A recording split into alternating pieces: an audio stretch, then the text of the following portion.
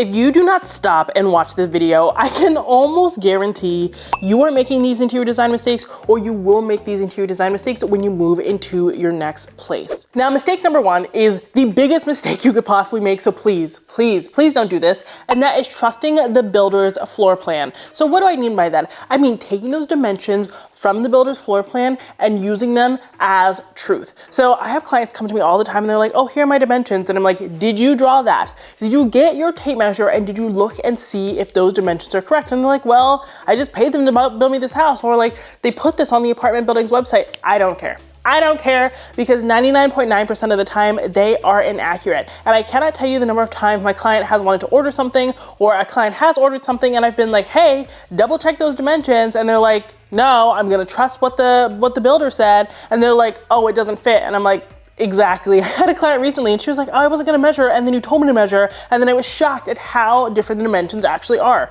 You wanna measure to make sure that you're selecting the correct rugs, the correct furniture, the correct everything. This especially happens when you have tighter corners in a space. This also happens a lot when it comes to ceiling height, because they might say you have 9-foot ceilings, but it's actually 8 feet 6 inches or something like that. This is a huge thing that can mess up the entire shopping that you do. It can mess up the wallpaper selections. It can mess up the paint selections. It can mess up the molding selections. This is a mistake that can cost you a lot of time and a lot of money. So please, please avoid this. Another mistake you are almost guaranteed to make, and this one also hurts my heart, and that is not putting up a center brace for your curtains. So if you have a window and it's small, fine, you don't need a center brace. But if you have a window that's like 8 feet wide, you need a center bracket in the middle of those windows. You might even need 2 additional brackets to make sure that that curtain rod can support the weight of those curtains. Drapery can be so dangerous if your kids are pulling on it, your dog is playing underneath it, you're pushing yourself up against it, if you have not properly adhered it to the wall. So you want to make sure that you're using all of the additional brackets that you need. You also want to make sure that you are using those drywall anchors. I know a lot of people are like, oh, that's a suggestion. It's not a suggestion. Put them in the wall, use a 3M claw, use whatever it is you need to do to make sure that your curtains are not going to come flying down, because it's such a hazard.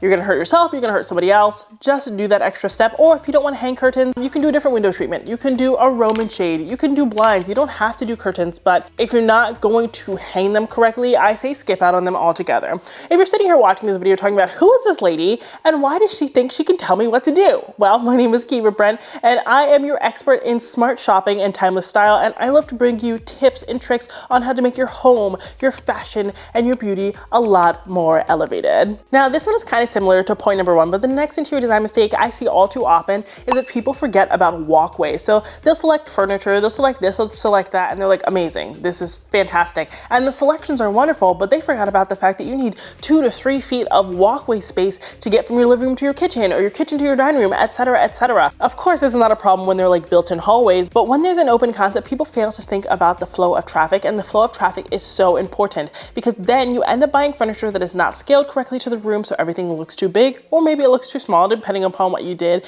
and there's no easy way to maneuver the space. So if you're entertaining and someone's trying to get out, then you have to climb over someone else, or you have to climb over your furniture. You want to make sure that you're maintaining appropriate walkways so that your house is easy to maneuver. Now, this one actually drives me bonkers. It drives me crazy. And this one, I'm guilty of it, but it's hanging artwork before you place the furniture underneath. So in an ideal world, you want your furniture to be centered at 57 inches if you have a standard height ceiling. That means the center of the painting is going to sit at 57 inches because this is standard eye level in the United States of America, okay? In the United States of America, and that is in inches. So if you don't live here, convert it to centimeters. And also, that is standard eye level. If you have really tall family members, I am not talking to you. If you're on the shorter side, I am not talking to you. Adjust it to fit your needs. But for a standard 8 or 9 foot ceiling, 57 inches is where we are going to sit. Now, that's good, fine, and dandy if that painting is floating by itself, but what if it's sitting above a piece of furniture? Well, 57 inches may not make sense if it's a tall piece of furniture. Then the painting has somehow combined itself in with the furniture and they're like clashing at the base. Or the painting looks so far away that you're like, the furniture and this painting just feel like at odds with one another. You need to consider the art placement when it comes to the furniture and vice versa. So we actually want our art pieces to be nested with our furniture, which means we want them to be within 3 and 5 inches of that furniture piece. Depending upon the design style, sometimes some people people say 5 to 8. You'll see that more in the mid-century modern design style because things are pulled apart a little bit more there. The placement is a little bit more dramatic, but that's just kind of some food for thought if you're hanging artwork in your home. And as we move through today's video, I will say I am not giving tips for a specific interior design style because a lot of people hate my interior design style. People find it too cold and too sterile. And there's some design styles that I also hate, right? We're all entitled to our own opinions. So I tried to give interior design tips that are widely applicable. But if there was a design style like the one that I just highlighted, like MCM, that really doesn't apply to what I'm talking about, of course I'm gonna call that out. Now there's this trending sound on TikTok that says, rich people don't push their furniture up against the wall, and that's how you can tell that someone is rich. That is the stupidest audio I've ever heard in my life. It is so freaking condescending, and I hate that. But why don't rich people push their furniture up against the wall? The reason being is that when your furniture is not pushed up against the wall, light can pass through behind it, creating the illusion that the space is larger than it is. It also prevents you from scuffing the wall and making it seem like the room is a little bit more narrow, because when everything is pushed up against the wall, it really limits your sight line. When the furniture is out 2 inches, maybe 3 inches, again, light can just expand a little bit more, and therefore it makes the space feel larger. But of course, if you do not have the liberty to float your furniture at all, don't do it, right? Every interior design tip cannot work for everyone, but that is why, or that is the thought behind that audio. The audio itself is atrocious and should not exist. Another lighting issue I see all the time is that people use bright light lighting in every single spot of the home. So bright white lighting is great for a kitchen so that you can see your tasks. Same thing for an office or a garage. You do not need bright white lighting in your bedroom. It's giving serial killer. It's giving hospital. It's good in a bathroom, but your bathroom should also have a little bit of mood lighting. It's gonna wake you up in the worst way possible. It is just giving horror movie, and who wants to live in a horror movie? Not me, not Kiva. We're already living in a horror movie, okay? So we don't want that. You need to think about the degree Kelvin that you're choosing for your light bulbs in different parts of the room. I'll put a graphic up on the screen showing how you can choose them, but the higher the number Kelvin, the whiter it will be, and the lower the number, the more yellow it will be. And light is on a spectrum. So you have yellow light, you have white light, and then you have blue light. Blue light is cool light, yellow light is warm light. And we want to have lighting that fits all along the spectrum in the different parts of our home, but every part of the home does not call for the same thing. Now, lighting also plays a huge role when we are selecting paint colors. So I will see someone find a paint color on Instagram and they see it in someone's reel and they're like, I love it, I'm gonna buy it, I'm gonna put it up on my wall, and they buy 5 gallons of it, right? Love that for you. Please go on and get a coupon. Sherwin-Williams almost always has coupons on their website. Same thing for Home Depot, Lowe's, etc. So load up on those before you go to the store to save yourself some money. But you need to actually swatch your paint, not just to see how it looks on your wall, but to see how it looks in different lighting. Paint looks different depending upon how the sun is hitting it, what type of sunlight is hitting it, what is outside that window. So is there a lot of green outside the window? Is there a lot of brown outside the window? So you actually want to look at that paint color during the different parts of the day. So early morning, midday, when it's gloomy out, and at dusk, and see how you feel about all of those lighting things, because the way a paint color looks in one home is not the same way it's going to look in your home. So a swatch is really important. And if you don't want to use a swatch like an actual paint swatch, there's that brand called Samplies or Samplees, I don't know how to pronounce it, but they have peel and stick samples, and that could be a really good option for you as well. And they can even do it in different sheens like matte, eggshell, etc. Raise your hand if you've ever bought a coffee table that is not the right size for your sofa. It's okay. We've been there. So in terms of width, your coffee table should be between 1/2 and 3/4 the width of your sofa. And if you have a section, it would be 1/2 to 3/4 the width of the longest part of your sofa.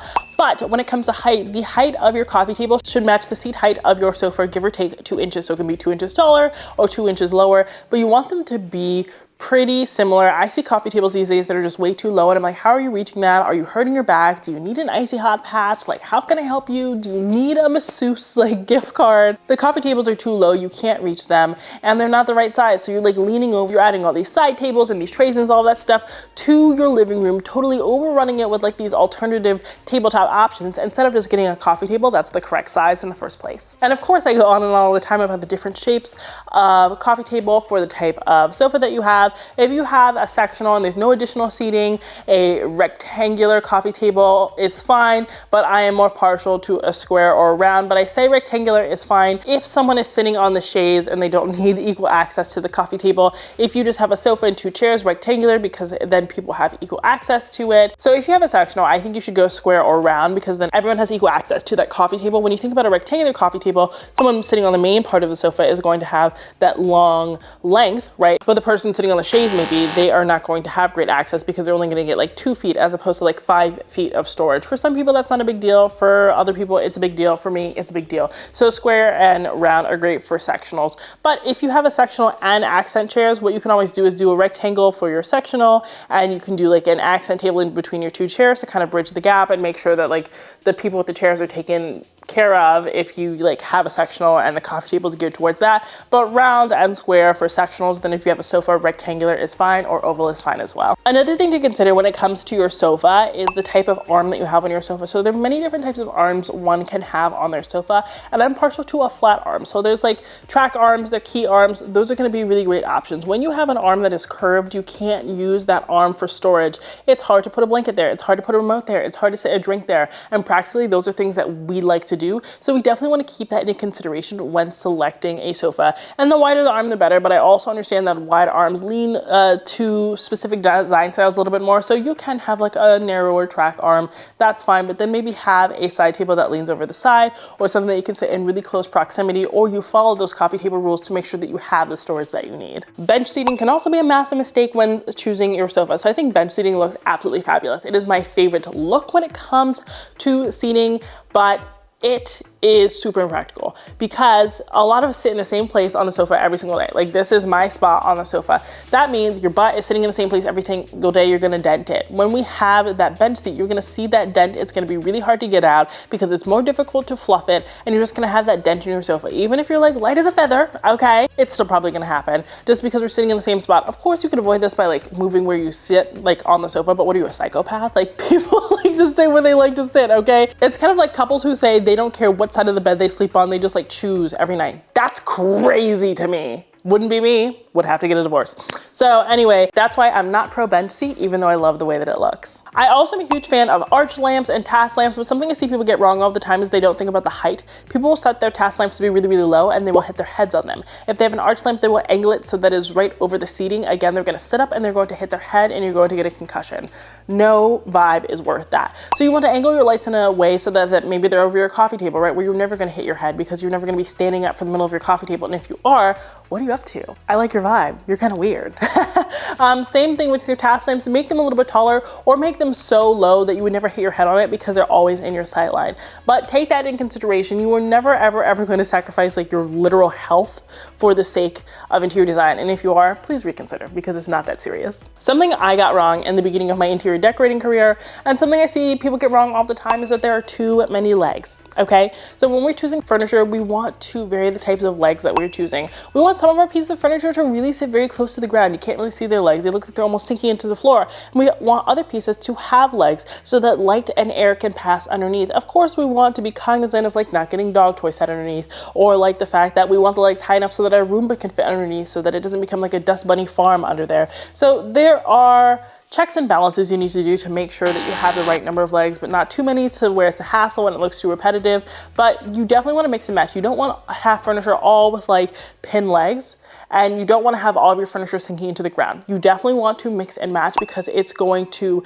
make the sightline a little bit more interesting. The space is just going to look more interesting, and the light play and the shadow play is going to be immaculate. Something I found on the internet is that people have really unrealistic art expectations. If you want really high quality original artwork, you have to pay the price of high quality original artwork. I know people are like afraid to say that, but I'm not. Artists take a lot of time to make their artwork. It takes craft, it takes expertise that a lot of us don't have. So people will be like, I want something that looks like handmade. You can see the texture, you can see the detail, you can see their emotion in it, but I only want to pay $100.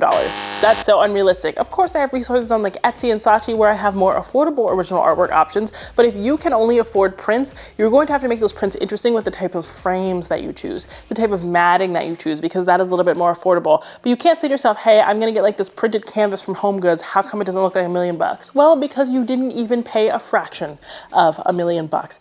I know. You just need to be really realistic about your expectations. That is like the biggest hurdle I run into all the time. People are missing the texture. You can embellish your own canvas, but also the best way to buy original artwork is to go on like a Saatchi.com and artsy.net, or slide into the DMs of artists, because they do not have to upcharge for the gallery fee. You're just paying their fee. So it tends to be a lot more affordable that way. If buying original artwork is never gonna work for you, a great way to make your art look a little bit more interesting if you don't wanna hand embellish it is choose different types of art. So you can use fiber art, you can get textile art, you can find sculpture. Those are inherently more textured just because of what they're made out of. So this is a great workaround. Now this one hurts, but I don't love TVs, but I know most of us have them. That's fine. I'm not gonna tell you to throw away your TV, but people forget about their TV accessories. They mount the TV on the wall, they'll do all of their furniture, and then it's like, okay, where does the TV box go? And then it's just like sitting on the floor and you can see all the cords. You wanna think about cord management when you're selecting your TV. You wanna think about the furniture that can help with that cord management when you're selecting your television. When you're choosing the wall the TV is going to go on, you need to think about that cord management. That's something that can ruin design. It can be the most immaculate place and then you see like the Nintendo Switch cord and it's ruined. So think about that when you're designing your home. Don't just mount the TV on the first wall that you see because you want to watch March Madness, okay? Watch it on your phone, watch it on your iPad, and just wait a second. And the next design mistake people make all the time, I talk about this one like I have beaten this dead horse. I'm gonna beat it again. The TV is too high. Your TV should be mounted at eye level. So in your living room, it should be about eye level. It can be a little bit higher, but not super low. It should be eye level with respect to your sofa. If you're in your bed, it should be eye level with respect to how you most often sit in your bed. So if you like to lay in your bed like this, you should take this level and this should be eye level for you. If you sit in your bed like this, weird, but I'm like literally hunched over. That's why it's weird. But then that should be eye level for you. But that's what you want to take into consideration when mounting your TV.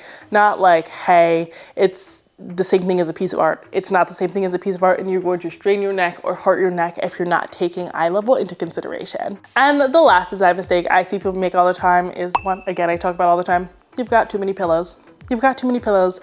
Less is more when it comes to pillows. You have too many pillows on your bed, you're hurting your back. You have too many pillows on your sofa. It is, causing pilling on your sofa. There's no place for you to sit. They're ending up on the floor. They're causing clutter. You only really need 2 per corner. It doesn't matter what size sofa you have, 2 per corner is more than sufficient on your bed. Just use pillows that don't end up on the floor. Look in your house and say, hey, do I have a whole bunch of pillows on it? If so, let's donate those pillows because those are the pillows that you do not need. But those were some common interior design mistakes I see time and time again, and most of them you can fix relatively affordably. It really comes down to how you're installing things in your home, not necessarily what you buy for your home, and I love that because I love fixing interior design mistakes in a way that is affordable and practical. Let me know if you like today's video. I know we don't often talk about interior design mistakes, but I think fixing these mistakes can really elevate your experience at home and therefore elevate your everyday living, which is what I'm all about. If you like today's video, please consider smashing that like button and smash that subscribe button if you're not a part of our community yet. But until next time, have a beautiful day.